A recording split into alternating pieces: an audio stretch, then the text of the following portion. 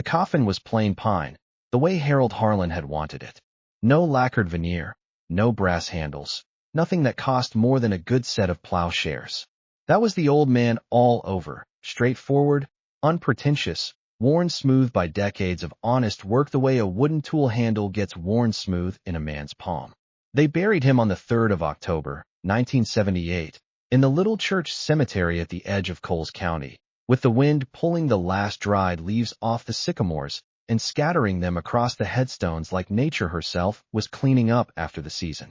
Elias Harlan stood at the graveside in his only good jacket, a dark wool coat that had belonged to his father, a little wide in the shoulders, smelling faintly of mothballs and cedar.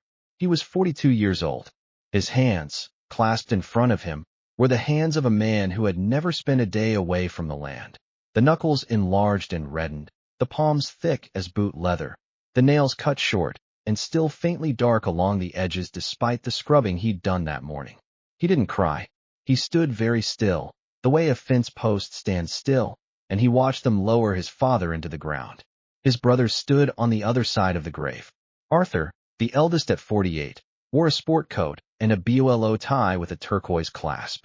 He'd driven up from Champaign in his Buick Riviera and parked it ostentatiously on the grass strip beside the gravel road, where the chrome trim caught the gray October light. Thomas, at 45, was broader and louder. He'd already shaken a dozen hands and told a dozen people that he and Arthur had plans for the old place. Big plans, modern plans, though this was neither the time nor the place, and everyone within earshot knew it. The farmhouse meeting happened that same afternoon. The lawyer, a thin man named Pickett from Mattoon, sat at Harold's old kitchen table with his briefcase open and his papers fanned out before him. The old percolator on the stove gurgled and spat. The linoleum floor creaked in the familiar places. Through the window, the harvested cornfields stretched away to the west, the stubble pale and precise as a close-cropped haircut, the sky above them a particular shade of washed-out blue that only exists in the Midwest in October. Elias sat at the end of the table, in the chair Harold had always sat in.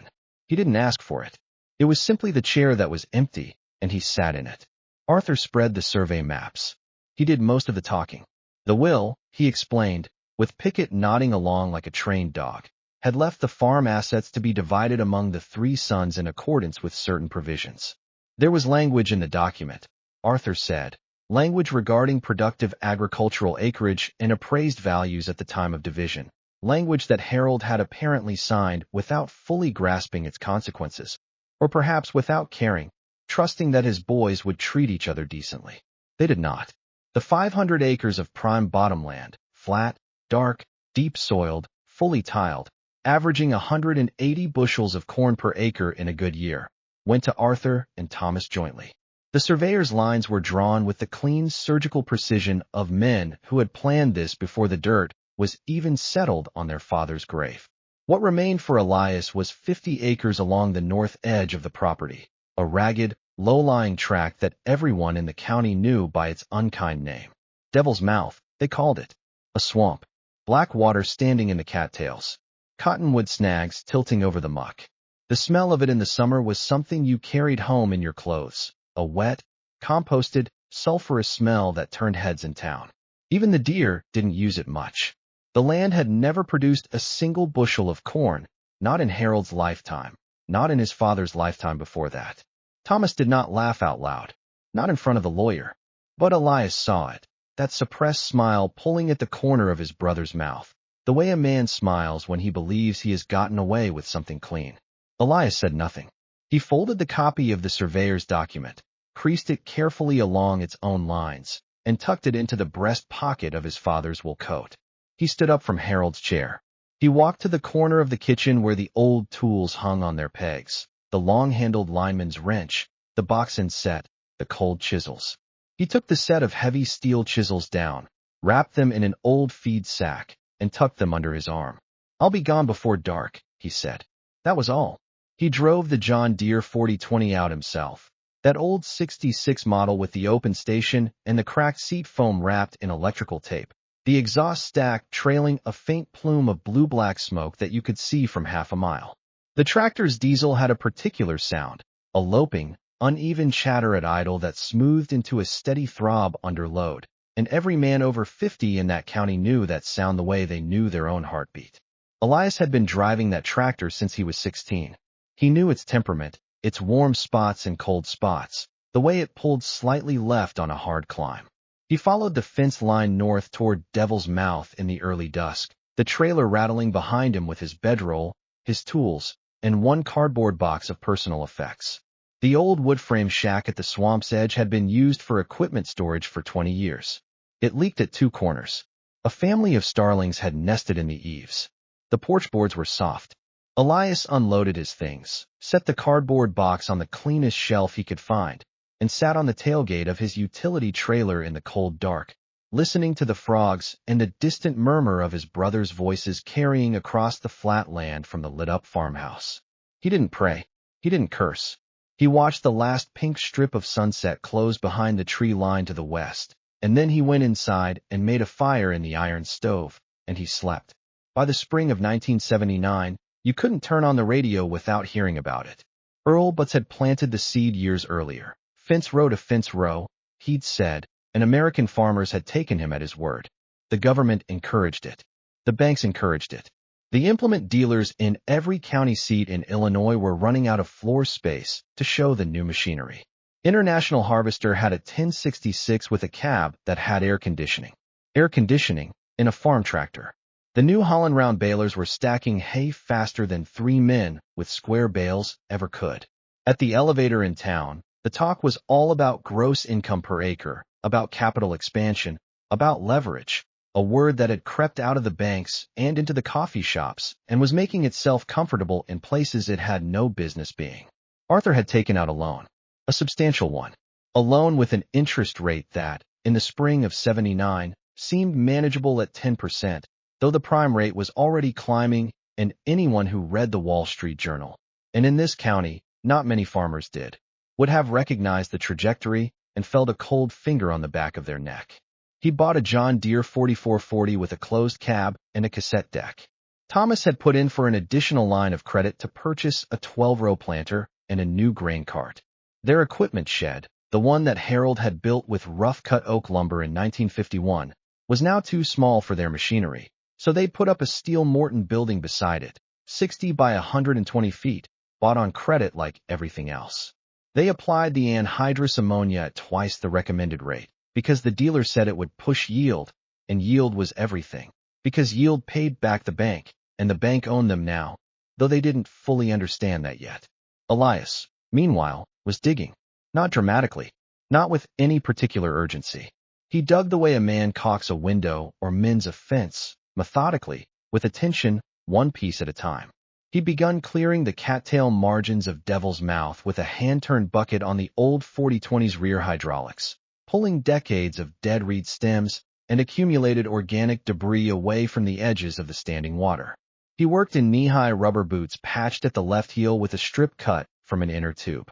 The work was slow and fragrant in the way that only anaerobic mud can be fragrant, a rich, ancient, dark smell that was not entirely unpleasant once you got used to it, the smell of time compressed, of the world before cornfields. It was at the fence line, on an afternoon in late April when the red-winged blackbirds were singing in the cattails and the willows were throwing out their first green smoke of leaves, that Elias first encountered Old Man Miller. Raymond Miller was 72 that year. He'd farmed the adjacent section since before the Korean War, and his father had farmed it before him, and Miller carried inside him a personal memory of the Dust Bowl that showed sometimes in his eyes, a kind of deep-set caution, a permanent evaluation of the sky. He leaned on the fence post on his side of the line with his arms folded over the top wire and watched Elias work for a long while without speaking. Eventually he said, "You're not going to drain her, are you?" Elias straightened up, pushed his cap back, looked at the old man. "Nope. What are you doing then?" Elias wiped his hands on his thighs. "Listening," he said. Miller was quiet for a moment. Then he nodded, once, the slow affirmative nod of a man who has just heard something that makes complete sense to him. He walked back toward his barn without another word. But the next morning, he was back at the fence line with a thermos of coffee and 2 tin cups, and after that, the conversations between them became a regular thing, brief, sparse conversations, the kind men have when words are expensive and neither is inclined to waste them. Miller told them about the springs. He'd heard his father mention them. Artesian sources deep beneath the glacial till, trapped below impermeable clay layers, pressurized by aquifers that reached back into Iowa. Some of those springs had flowed once, long ago, before the weight of silt and fallen timber had sealed them over centuries. The swamp had been fed partly by surface drainage and partly, Miller believed, by seepage from one of those old springs. Somewhere under the worst of the muck, there was water that had traveled a very long distance to be there. Elias listened. He didn't say much. But when he went back to work the following morning, he watched the mud differently. The way a tracker watches a trail, looking for what was put there by something other than chance. The summer of 1980 arrived like a judgment. The rain stopped in June. Not gradually. It simply stopped, the way a faucet shuts off, and the sky turned a pale porcelain white that reflected the heat back down onto the earth without mercy. By the 4th of July, the Coles County soil thermometer at the Extension office was reading 104 degrees at the surface. The corn, Arthur and Thomas's corn, planted thick and dosed heavily with nitrogen, had rolled its leaves by 8 in the morning every day, the plants curling inward on themselves in a desperate attempt to conserve what little moisture remained, giving the fields the look of a field full of gray-green ribbons rather than strong standing plants. The radio was full of news. The prime interest rate, already uncomfortable at 12% when the year began, had climbed past 18% by midsummer. President Carter's grain embargo following the Soviet invasion of Afghanistan had already collapsed export markets. The farm journals that came in the mail were full of articles with titles like "Can You Survive the 80s?" and "Refinancing in a High-Rate Environment." The kind of articles that farm wives read at the kitchen table and then quietly set face down without mentioning to their husbands. At the elevator, the talk had changed. The bravado was gone. Men stood in the grain dock shade and spoke in lower voices about debt service ratios, about what the bank had said, about whether Henderson over in Douglas County was really going to lose his place or if that was just a rumor. It was not just a rumor. Arthur came by the swamp once in early July, driving his new pickup, a 1979 Ford F-150 with chrome step bumpers and a CB antenna on the roof. He stopped at the edge of the gravel and looked out at Elias, who was working in the shallows with a pry bar, loosening a section of embedded cottonwood root that had been there so long it had turned the color and density of dark stone. "Heard you've been spending your time playing in the mud," Arthur said, through the open window. He was wearing his good Western shirt. His cab had air conditioning. You could hear the compressor running from 20 feet away. Elias looked up. He looked at his brother for a moment without expression. Then he went back to work on the route. Arthur said something else, something about tax assessments and appraised value, something shaped to sound like concern but carrying the precise weight of condescension. And then he put the F-150 in gear and drove away, and the radio in the cab faded out across the flat land, playing "He Stopped Loving Her Today," and then there was only the blackbirds again and the slow sound of Elias working. The bank letters started arriving at Arthur's mailbox in August. Elias didn't know the details at first. He pieced it together from things Miller said, from what he observed when he drove through town. The 500 acres were producing 30% of their expected yield. The debt service payment on Arthur and Thomas's combined loans was somewhere north of $40,000 annually. The corn that did come out of the ground was stunted, the ears sparse, the grade low. The elevator docking for moisture and test weight took another chunk. The numbers didn't work. They hadn't worked since June, and everyone who looked at them knew it. But at Devil's Mouth, the water level had dropped far enough that Elias could see the bottom of the deepest section for the first time. What had been 4 feet of standing black water was now barely 18 inches. The cattails had pulled back from the center, their roots exposed along the new margin like the ribs of something long buried. And in the exposed mud of the deep channel, Elias could see the tops of things, dark, massive, enormous things, that had been underwater since before anyone in the county had been born. He stood at the edge in the long evening light and looked at them for a while. Then he went inside, wound the Big Ben alarm clock, and set it for 4:30. He started early on the 14th of August, before the sun had cleared the timber to the east, while the air still held a trace of the night's faint coolness.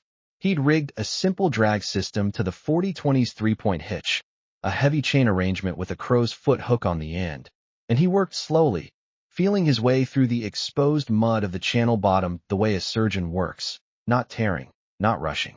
The first object he hooked and dragged clear was what appeared to be a log, a very large log. He knew immediately it was something unusual by the weight. The old tractor groaned at a load it had never groaned at with stone, and when the thing finally rolled clear of the mud with a deep sucking exhalation that sent a wave of black water spreading across the low end of the channel, Elias shut down the engine and walked over to look at it. The log was black. Not dark brown, not gray-black, truly black, the color of coal, with a surface texture so tight and dense that the mud slid off it the way water slides off cast iron. It was perhaps 30 inches in diameter, and the exposed section ran close to 14 feet in length. He took his pocket knife and scraped a small area of the surface. The wood beneath was black all the way through, not rotted, not punky, but dense and hard, with a grain so fine and tight it seemed almost metallic. He cut a small sliver and held it to his nose. Walnut. Black walnut. Something deep and ancient, a smell that came from a long way back in time, from a time before this land had been anything but unbroken forest. He did not smile. He took off his cap, ran his hand through his hair, put the cap back on. He stood there for a long time looking at the log. Then he went back to the tractor and went back to work. Over the next 6 days, he dredged 11 major timbers from the channel bottom. The smallest was 24 inches in diameter. 2 of the cypress logs, enormous, dark, almost oily to the touch, measured 38 inches across and better than 40 feet in length. They had lain in the anaerobic mud at the bottom of Devil's Mouth since, as best as Elias could calculate from the depth of deposition, somewhere between 300 and 500 years ago. The water and the airless, acidic peat had preserved them with an efficiency that no man-made treatment could replicate. The wood was harder than freshly cut timber. The grain was extraordinary. The cypress smelled, when he cut a fresh face with his handsaw, of something sweet and resinous that reminded him of old churches and deep shade. He washed each log carefully with the tractor's auxiliary pump and laid them in a row on the high ground beside the shack. The row grew. The wood dried in the August sun and the color deepened, the black walnut going almost iridescent in direct light, the cypress taking on the warm, reddish-gold glow of heartwood that had been sleeping for centuries inside its dark exterior, patient as the land that had held it. Miller came to the fence line one morning and stood without speaking for a very long time, looking at the row of timbers laid out in the sun. "Elias," he finally said. "Yep. You know what that is. I got a notion. You need to call somebody," Miller said quietly. "Somebody who knows what they're looking at." Elias looked at him. "You know anybody?" Miller knew a man at the University Extension who knew a man in Chicago. That was how the chain went.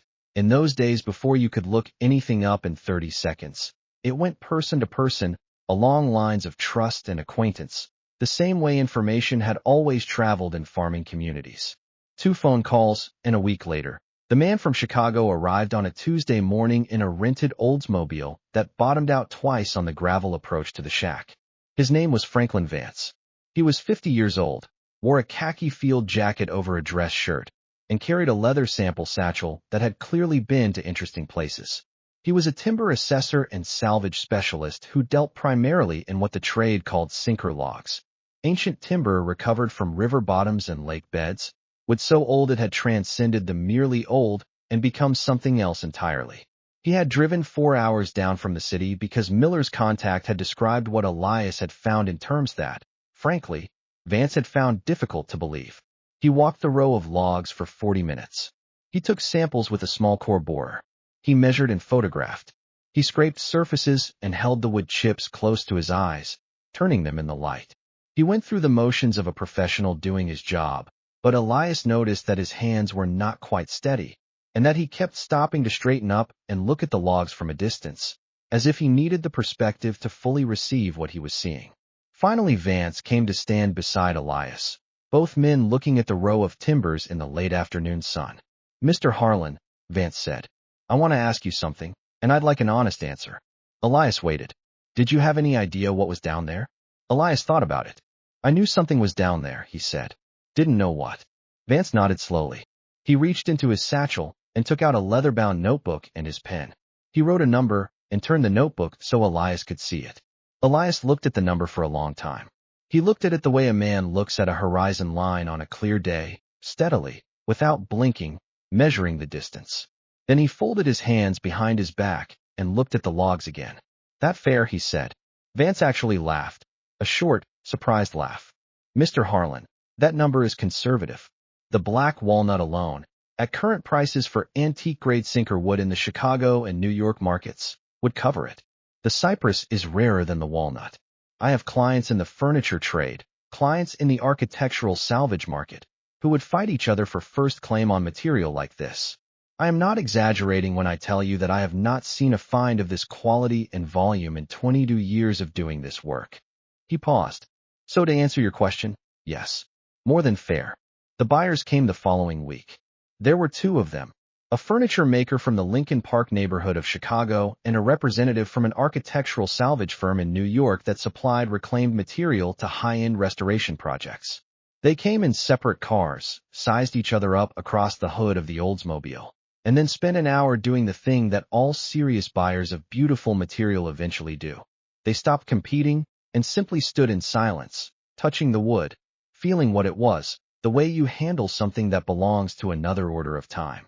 The New York man ran his palm along the face of the largest cypress log and said nothing for almost 2 full minutes. Then he said quietly, "My God." Nobody argued about the price after that. The arrangements were made through Vance's firm. A crew with a flatbed and a crane truck came from Decatur. The loading took 3 days. Elias watched it proceed with his arms folded and his cap pulled down against the dust the equipment kicked up. He signed the papers at Vance's portable table set up on the tailgate of the crane truck, using the same pen Harold Harlan had used to sign land documents for 40 years, a heavy Parker ballpoint with a brass clip that lived in the breast pocket of the old wool coat. The check cleared the following Thursday. The number in Elias's account at the First National Bank of Mattoon represented more money than his father had earned in the last 20 years of farming combined. He did not look at the balance more than twice. He had other things to attend to. Because on the morning the last timber was lifted from the channel bottom, something happened that no timber assessor from Chicago and no calculation of board feet could have anticipated or priced. It began as a sound, a low, pressurized gurgling from the exposed bed of the deep channel, like the sound a percolator makes when it finally gets going in a cold kitchen. Elias heard it from 30 feet away and walked to the edge and looked down. The mud at the bottom of the channel was moving. Not violently, not like a geyser, not with any drama or spectacle. It moved the way mud moves when something beneath it is pushing slowly and steadily upward, the surface doming gently, the dark peak cracking in a radial pattern around the center. And then, from 3 points within a circle perhaps 6 feet across, clear water began to well up. Not murky water, not the dark, tannin-stained water of the swamp's surface. Clear water. The kind of water you can read a newspaper through, the kind that has been filtered through 100 feet of limestone and glacial gravel over decades of patient, invisible travel. It came up cold and steady and clean, and within an hour the channel was filling with it, and within a day it had filled the low end of the pond and was running gently over the lip of the outlet ditch, down the line of the old tile, toward the dry land beyond. Miller came to the fence that evening. He stood watching the water flow in the fading light, and he was quiet for a long time. When he spoke, his voice was different than usual, lower, with something in it Elias had not heard there before. "My father talked about a spring," Miller said. "Said there used to be one here, before his time. Said it dried up when the silt built up over the years." He paused. "He said the water from it ran clear in August when everything else was dry." "It does," Elias said. "The water flowed through the hottest, driest August in Coles County in recorded history. It filled the pond, it ran the ditch, and where the ditch emptied onto the margin of Elias's 50 acres, things grew. Not dramatically, not in any miraculous overnight fashion, but in the steady, persistent way that things grow when they have what they need and nothing is in their way. The kitchen garden beside the shack produced abundantly. The small hayfield, kept irrigated by a gravity-fed pipe from the pond, yielded 2 cuttings while every other hayfield in the county had gone brown and brittle and surrendered by July. His 4 cows and the small flock of chickens never missed a drink. He did not advertise any of this. But the land spoke for itself, the way land always does eventually. And by September, the men at the elevator who drove past on the county road could see, from a quarter-mile away, that the north end of the old Harlan place was still green. The only green patch for a long way in any direction, standing out against the pale, exhausted fields around it like a page from a different book. They talked about it, the way people in farming communities have always talked about what they can see from the road and cannot fully explain. The foreclosure notice was posted on Arthur Harlan's front door on the 9th of September, 1981. The bank, First Federal Savings of Champaign, had given him 30 days to cure the default or surrender the deed. The amount required to cure it was not something Arthur Harlan could produce. Not from the farm accounts, which were empty. Not from the equipment equity, most of which had evaporated along with the crop yields. Not from anywhere. Thomas received his notice the same week. Arthur drove to town and talked to Pickett, the same lawyer who had read the will 3 years earlier. The conversation did not go well. He drove to the bank and asked for a restructuring. The loan officer, a young man in a necktie whom Arthur had never met before and who had never worked a day in soil in his life, looked at the numbers and shook his head with the kind of practiced sympathy that is somehow worse than open hostility. There was no restructuring to be had. The numbers were what the numbers were. Arthur drove home and sat in Harold's kitchen, in Harold's chair, Elias's chair now, the one he'd left behind. And he sat there for a very long time with the notices on the table in front of him. Then he called Thomas.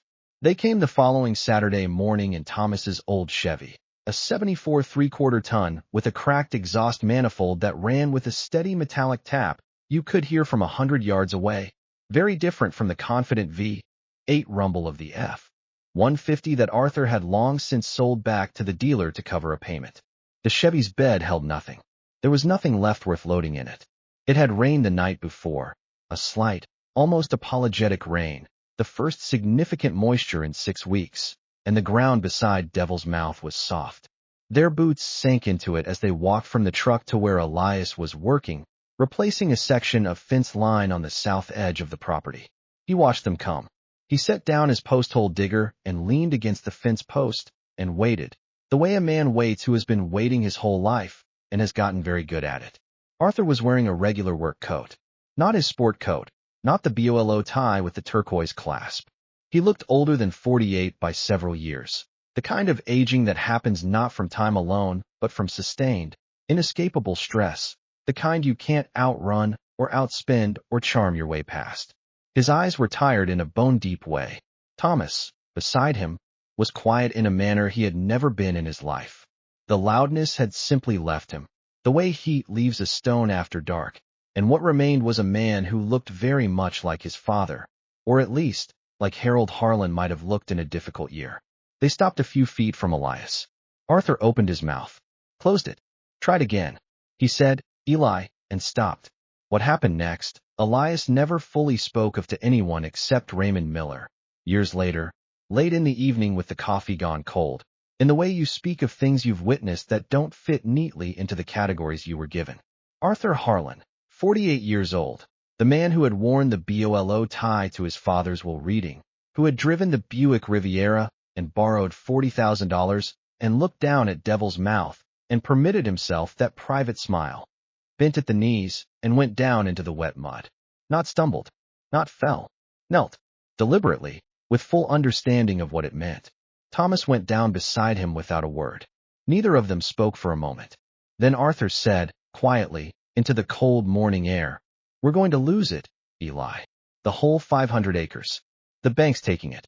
A pause that held everything in it. "I don't know what else to do." The starlings were moving in formation above the tree line to the east. Those enormous, shifting, coordinated clouds they form in the fall, the whole mass of them turning at once as if governed by a single thought. A red-tailed hawk was turning slow circles very high above the swamp. The spring ran on steadily in its channel, clear and cold and indifferent to the affairs of the Harlan brothers, as it had run for longer than any of them could comprehend. Elias looked at his brothers in the mud for a long time. He had thought about this, not in any vengeful way, not playing it out in his mind as a scene of triumph, not savoring the reversal, because that was not in him. But he had seen the bank notices, and he had done the arithmetic, and he had made a decision sometime in the preceding weeks, sitting by himself in the evenings when the work was done, while the spring ran and the crickets worked in the high grass outside the shack's single window. He said, "Get up." He said it neither harshly nor gently. He said it the way you say it to a man who has fallen and needs to be on his feet again so the two of you can continue. They got up. He took them inside the shack, Harold's old tool shack, which now had a proper floor and a good stove and a shelf of books along one wall that had been there since the day Elias moved in. He poured 3 cups of coffee from the old percolator, the same one he'd taken from the farmhouse on the evening of the will, and set them on the table. Then he told them what he intended to do. He was going to buy the 500 acres from the bank. Not from Arthur and Thomas. The bank already had a claim on it, and would take it, and there was no sense in pretending otherwise. He was going to buy it at the bank's price, which would be considerably less than the land's true value, because banks in a depressed farm market were not in the business of holding real estate, and would take a clean offer over the costs of a full foreclosure proceeding. He had the money. He had more than enough. The sinker logs had seen to that, and Vance's brokerage arrangements were still generating income from follow-on buyers and specialty orders. The spring, which had already attracted the attention of a geologist from the university who had driven out to examine it and left in a state of quiet astonishment, would be a long-term asset of a kind that no drought could diminish. Arthur and Thomas could stay on the land. As workers, as hired men, drawing a fair wage, not a generous wage, but a fair one, working under Elias's direction, working the land in the way he intended to work it, not the way of debt leverage and maximum chemical application and borrowed machinery. The old way, the patient way, the way that kept something back for the next season and the season after that, the way that asked the land what it could give rather than simply demanding more than it had. If you want that, Elias said. He looked at them steadily over the rim of his tin cup. If you want it, it's there. Arthur looked at his hands around his own cup for a long time. Then he nodded. Thomas said, "Yes, just that." One word, from a man who had never used one word when 10 were available. And that single syllable, spoken quietly in the old shack with the spring running outside and the October wind pushing at the walls, was the most complete sentence Thomas Harlan had ever said. The purchase went through in October of 1981, 3 years to the month from Harold Harlan's funeral. The bank was relieved to be done with it. Pickett drew up a new deed. The name on it was Elias James Harlan, same as it had always been on the 50 acres, same as Harold had intended it to be all along on the full 500, though he had been too trusting to say so plainly. The first morning the 3 brothers worked together on the reunited farm, Arthur showed up at 6:30 in his work clothes with his gloves in his hand, and stood in the yard in the early morning dark while the old 4020's diesel ticked and chattered through its warm-up cycle, the way it always had. He watched his younger brother check the hydraulic levels and the tire pressure and the condition of the field cultivator shovels with the thorough, unhurried attention of a man who has never been in a hurry in his life, a man who has always understood that the work will take as long as it takes, and that doing it right the first time is faster than doing it wrong twice. Miller came to his fence line, as he did most mornings, with his thermos of coffee. He stood and watched for a while without speaking. The sky was going from black to a deep, clear blue in the east, and the first light was laying flat across the harvested fields and the recovered swamp and the pond that held the spring's water, still very clear even in the faint gray of early morning, clear all the way to the bottom, clear the way things are that have been cleaned by a long and patient process you can't quite see from the surface. Harold would have approved, Miller said, to no one in particular, or perhaps to the land itself. Elias didn't answer. He climbed up onto the 4020's seat, settled himself, opened the throttle, and drove out toward the field in the broadening light, the old diesel steady, loping throb carrying back across the open land, the smoke from the exhaust stack rising clean and straight in the cold, still air of an October morning in Coles County, Illinois, the same sound it had always made, and the same morning, in all the ways that matter, that it had always been. The land lay flat and wide and patient around him, as it always had and always would, waiting, as it had always waited, for the men who were willing to listen to it before they asked anything of it in return.